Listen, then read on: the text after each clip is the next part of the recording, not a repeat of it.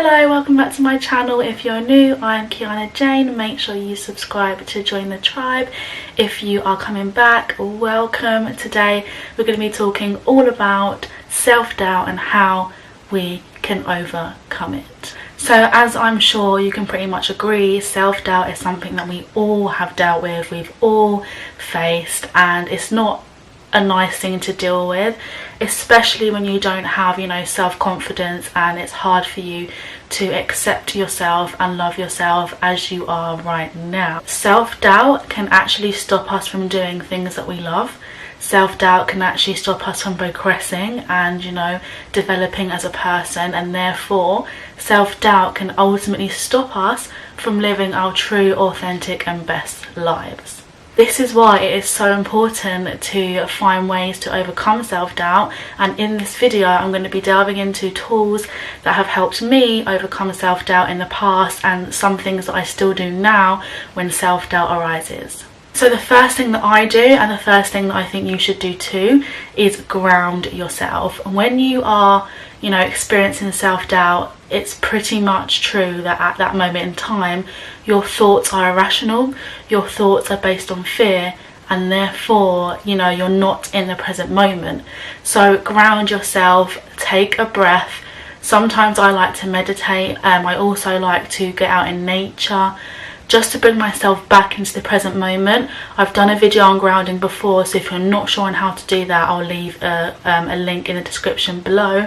But yeah, bring yourself back into the present moment. Don't be thinking about the past and don't be thinking about the future, because when you're thinking about the future, you're more likely to be anxious of things not working out, and you start to doubt yourself even more. And sometimes when you think about the past, you're actually thinking about an older version of you, and you've grown so much more since then. So yeah, ground yourself, get into the present moment and clear your mind of those self-doubt and limiting beliefs. Another way that you can combat self-doubt is, like I said just now, getting into nature, like being less serious with yourself. Are you spending too much time thinking about what could go wrong, and are you spending too much time putting pressure on yourself? Pressure can lead to self-doubt quite easily, and so it's really important that you take the time for pleasure. Like, are you having fun? When was the last time that you nourished your inner child? When was the last time that you let yourself do something just for the fun of it? Have fun, allow yourself to relax, allow yourself to be. It's not normal for us to be perfect 100% of the time, and so a lot of it is from our own inner critic and our own pressure. So relieve some of that and just take the time for you, and just take the time for some self-care, and put yourself first for once. Which then leads me on to another thing that I like to do when self-doubt arises, and that is remaining open to possibilities. So when we are in self-doubt, like I said, our thoughts are irrational and we're not actually thinking logically. We tend to only focus on one outcome and one way of things, like obviously working out, and that's the negative side. And so what I mean by remaining open to possibilities is challenging your current thoughts. So if you're currently thinking I can't do this, what if you can? Like, what would happen if you can? And what if you can? Because it's possible that you're creating a downward spiral by focusing on these negatives, and it's just about remaining open to the fact that you can do something and you are capable. So change how you're thinking about things, start changing your perspective by challenging your thoughts with these sort of questions. Which then leads me on to my final point, and that is to journal. The first thing that I do when I get out my journal is write down all my doubts. I get them out of my head, because while they're in my head, the next thought comes, and then the next thought comes, and then you start to decrease your emotion, and you start to feel depressed, and you start to feel low and anxious and all those things. So getting them out on paper is getting it out of your head, and it's just sort of like a release. So write down all your self-doubts, write down all your limiting beliefs, all your fears, all your worries. Get it out onto paper and free your mind a little bit more. And then I like to go on to journaling with some prompts. Now, I got some of these prompts from the internet that I've used myself that have helped. So I'm going to give you 3 at the moment. The first is to make a list of all your recent accomplishments. So maybe within the last month or 2 months, or even a year, write down every single accomplishment.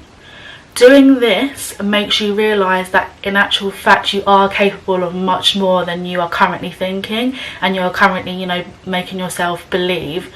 So make a list of your accomplishments, because I've realised as well that as human beings we never really take the time to celebrate our successes, and because of that we don't actually see how much we progress and how much we can actually do, because we don't take the time to notice it. So write down all your accomplishments, and give thanks to yourself, say well done to yourself.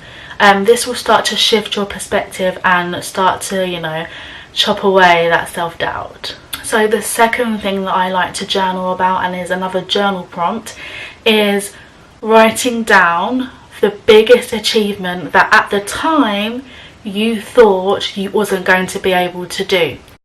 And also not just write the achievement, but write how you felt. Because when you write how you felt within this last achievement, you can then start to overcome this feeling of self-doubt by getting into the feelings of being able to do things again. So really think back to that time of when you accomplished this thing that you thought you couldn't do, and harness the feelings now. And this will start to override your feelings of worry and anxiety. And yeah, hopefully it will get you over the self-doubt thoughts too. Leading on to the third journal prompt, which is list all the things that would happen or can happen if you didn't fail. So as I said, we are very prone to jumping straight to conclusions, and especially the negative ones. So we like to conjure up ideas and thoughts of things that could go wrong if we did fail. But what if you didn't fail? What could happen? What are those possibilities that can actually happen, that you don't know what's going to happen, you don't know what you're capable of yet?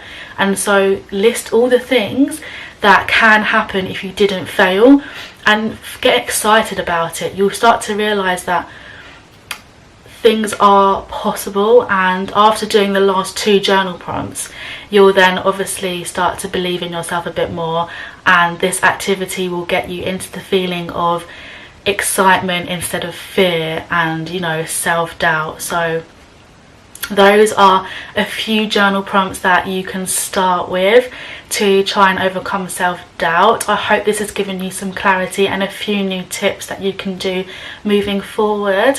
If you are going to use any of these prompts, let me know in the comments. I would like to hear how maybe some of these tools have helped you overcome self-doubt. It's all about changing your focus point. So it's changing your self-doubt to self-belief, and you can do that with these few processes. Which leads me on to a topic that I'm so excited to share and talk about this week, because I have created an online course. It's called Always Authentically You, and it's about harnessing your true authentic self and living on purpose. It's about living from your inner guidance system, listening to your intuition, moving on from a place of low self-esteem, low confidence, and really stepping into your power. And that obviously means tackling self-doubt. So I talk about self-doubt within the course. I also talk about how we can overcome certain limiting beliefs. So I am enrolling at the moment. I'm so excited, and I would love to have you in the course. If you're interested, I'm going to leave a link in the description below. Thank you so much for watching. I will see you again tomorrow for another episode of this week's 7-day video challenge. I'm doing a video every day for 7 days, something to push me out my comfort zone, and I'm actually managing to do it. So I'm excited for tomorrow's video. I will see you soon. Thank you for watching. Bye.